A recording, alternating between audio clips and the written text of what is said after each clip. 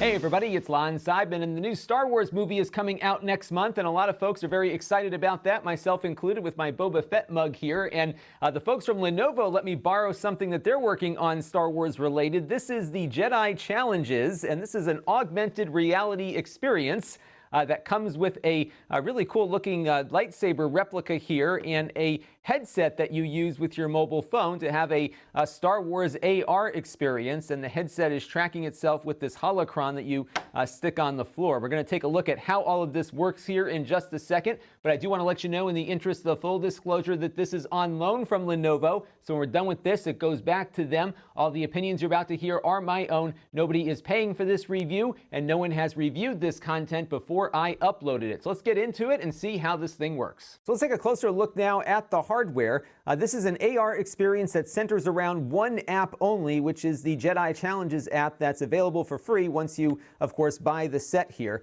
This costs $200, which is quite a bit actually, especially given that there are now some Windows mixed reality setups, including one from Lenovo that just cost about $100 more. So if you are looking to get into VR, that might be the way to go. This one, I think, is going to be something that people might give to others as a gift, which is why it's coming out right before the big holiday shopping season. Now, you do get a couple of cool things in the box, though. You get this awesome lightsaber replica here, and once you switch it on, it pairs up with the headset, and you can start doing your Jedi battles. There are two buttons on it here. There's one here as well as one here on the side, and these do different things as you're running your way through the game as you're playing it. One of the cool things is that although the blade on here only goes up to about right here, when you're actually in the game, you will see the blade as you swing the lightsaber. And the way the display is set up, you have your vision kind of cut off right here from the augmented reality, so you can still see things below the headset. And one of the things you'll notice is that the edge of the lightsaber here, as you're holding it as instructed, will line up with the virtual lightsaber that comes out as you're playing. It's not the fastest tracking in the world, but it is kind of a fun little novelty that's good for at least a couple of hours of fun maybe as you're playing around with it. So there's some motion controls in here. There's also a little vibration motor as well. So as you're battling some of the folks with the lightsaber, this thing will rattle and whatnot as well. So it's a pretty fun little gaming experience, but nothing that you probably haven't experienced before on a game console. But here you've got the actual lightsaber. It would really be cool to have this in a VR environment where you might have a more immersive experience, but this is maybe something that this could be used for down the road maybe. This little piece here is the holocron, and what you do with this is you turn it on here and place it on the floor, and this is what the headset will track so it knows where to put everything in space. Now, this is an augmented reality platform, so as you're playing with this, you're not going to be immersed into the environment. You're going to see the room around you. So what this thing does is it kind of centers all of the actions. So if you're playing one of the modes, which is kind of like a real-time strategy game, you can see on the floor where everything is moving and walk around the battlefield. And I'll show you some examples of that in gameplay in a second. They have a blue color here, and you can also switch it over to a purple color, although my cameras don't seem to like that color, so I stuck with the blue. The headset here is a little more than just a phone holder here. It's actually got cameras on this that do all the tracking, as I mentioned, and it does require, though, a compatible mobile phone. It works with the iPhone 6 and above, including the Plus models, and a number of popular Android phones. They're adding more support over time. In fact, the iPhone 10 support was just added to this, so I will put a link down below to where you can find this on Lenovo's website, so you can get the rolling compatibility list here as they are adding to it. Now, what you do is put your phone in this little drawer here that pulls out, and so what you have to do, this is really clunky actually, what you have to do is get the app loaded, and then get your phone loaded into the little hopper here and close it down. And what's nice about this is that it doesn't take up a huge portion of your screen. So if you have a smaller phone or a larger phone, the experience is going to be the same on it. And what you do after that is you slide the phone into the holder here once the app is loaded. Two things that I suggest you do is turn the brightness all the way up on your phone, because as I was playing this initially, my brightness was set to auto, and I was not able to see things all that well well in the lighter portions of my room. When I turned up the brightness all the way and turned off the ability for people to call me during the course of gameplay, that seemed to work better, because once the phone is in here, it is locked in, and you definitely don't want to get a phone call in the middle of this, because you got to pull out the phone and reset everything to get back up and running. And adding to the clunkiness of this, there's also a cable that has to be attached from your phone to the headset. So you have to plug this cable in here and then run it over to here and then slap that down and you're good to go. One thing that I noticed with the headset is that once you put it on, it does fit pretty nicely, but it is really heavy. It's very, very front heavy, so it is a bit of a strain to play this over longer periods of time. It is relatively adjustable. They recommend this for kids 13 and older, so younger kids may have a hard time with it just given the weight of the headset, especially with the phone.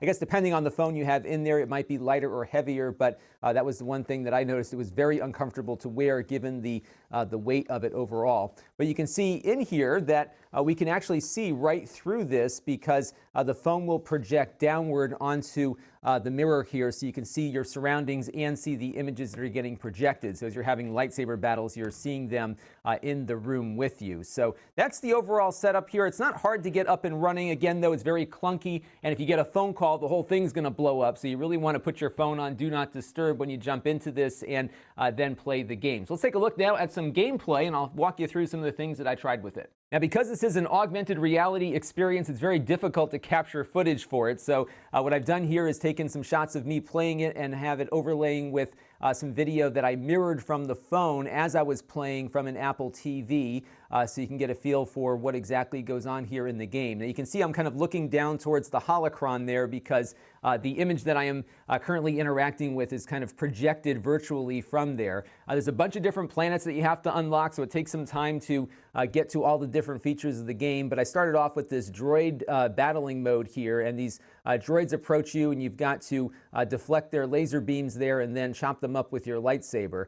The problem that I ran into in this mode is that the field of view on this is very narrow, and you can kind of get a feel for how narrow it is based on the two images you see on screen. Both of those are projected into your eyes, the left and the right. And so it's very easy to be getting shot at when you don't really see the droid in front of you. It's a very narrow stretch here to play with. So this mode was a little challenging, not because the game was hard, but because it was so hard to see what was going on during the course of the game. And again, you're also dealing with variations in the lighting in your room, so some images may look better than others. But you can see the blade there in front. And what's cool is that as you're playing the game here, the blade really does most of the time line up with the physical location of the lightsaber in your hand. That was one thing that worked quite well, and I was pretty pleased with that, given that we're dealing with a mobile app here and not some fancy VR setup.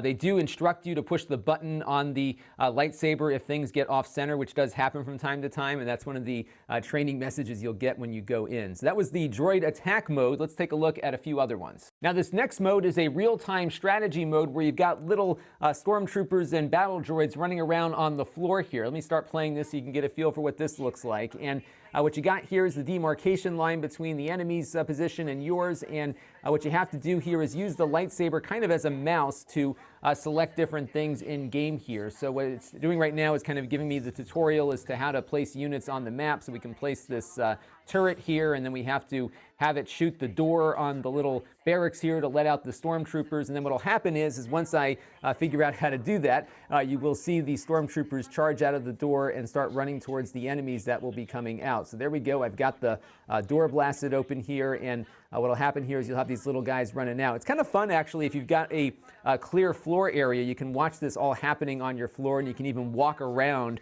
and see how the battle transpires here. But this is my least favorite mode. It was a little clunky, kind of working with this lightsaber, given that this is a sword that you're designed to be slashing around with, and to be trying to use it as a precise pointing instrument was just not as fun to me. And this one got a little strenuous, especially because you're looking down and this headset is so heavy as well. But kind of a cool concept. It certainly works okay, but not the most fun thing in the world. I don't think a lot of people are going to be buying this for this experience, but you have to get through some of these missions here to unlock some of the other stuff in the game that you might want to play. The one cool thing about how this mode works is that because the holocron is what the headset uses to center everything, as you're walking around, you can get a different perspective of the battlefield based on where you step, and you can even kind of kneel down or crouch down and see stuff on the floor. So kind of a cool thing, but again, not my favorite mode here on the gameplay.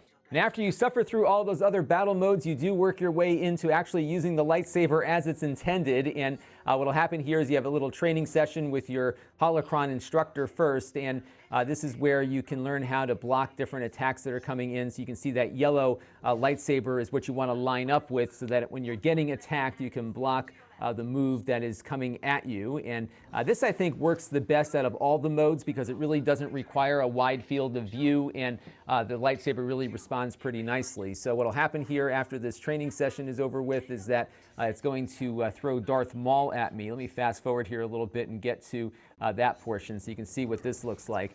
The rendering on Darth Maul here is actually pretty nice. It's got all of his moves down. The frame rate isn't spectacular, but again, I think part of it is that I was screencasting over to my Apple TV, but really kind of cool. It gives you a good sense as to how you can defend against his attacks, and then when you do have a successful defense, it gives you some tips as to how you should slash at him here. So you can see I blocked that. I missed that time, but I did get a couple of good whacks in on him there, and there's always an advantage to doing a successful defense to be able to hit him. So the difficulty here, at least early on, is not too difficult, but there is some strategy involved, which was kind of nice. It's just not random hacking and slashing, and I thought the graphics here were pretty fun, and it is kind of neat to see Darth Maul in your house there. But one thing, having tried some of these VR experiences with a real VR headset, is that it's not as frightening as it might be on a virtual reality setup. I have a HTC Vive, and there's a third-party game out there that's a lightsaber thing, and they have this mode where you're kind of just battling the little droid thing, and then all of a sudden this dude comes out with a lightsaber and starts attacking you. And there's something about the immersion of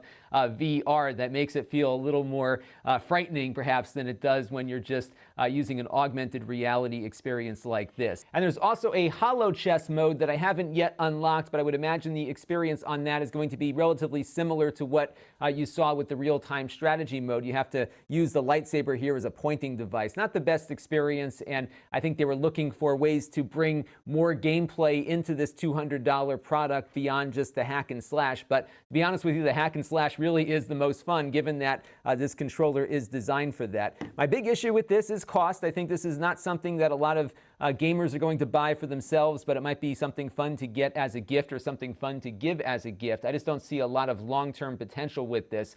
There is a frequently asked questions page on the Lenovo product site for this, and people are asking if there's going to be other apps available for it. At the moment, right now, all they're guaranteeing is you'll get an app to work with it as is, and I think this is going to be a very limited platform from a gameplay standpoint.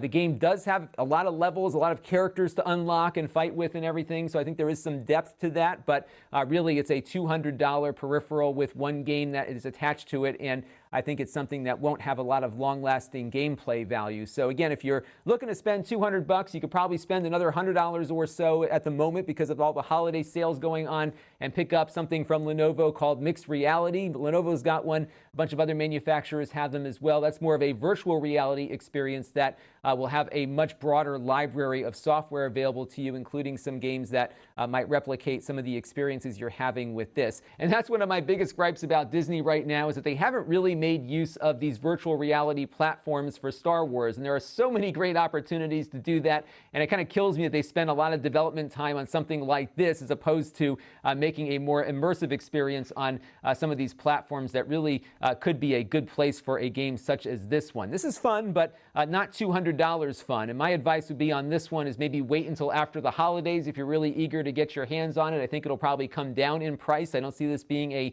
blockbuster holiday hit, just given how much effort it takes to get your phone in here and having to configure everything. Once you do have it up and running, it works pretty well. But again, I just don't think there's a lot of long-lasting gameplay value here, despite how cool it all looks. So that'll do it for the Jedi Challenges, and this is Lon Seidman. Thanks for watching. This channel is brought to you by my Patreon supporters, including gold level supporters, the Black Eyed and Blues Music Hour podcast, Chris Allegretta, and Kalyan Kumar. If you want to help the channel, you can by contributing as little as $1 a month.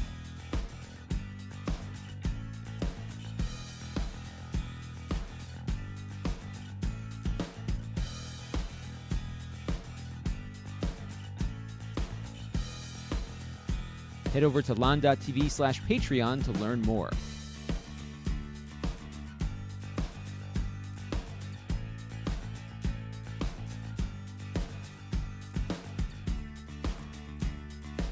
And don't forget to subscribe. Visit lon.tv/s.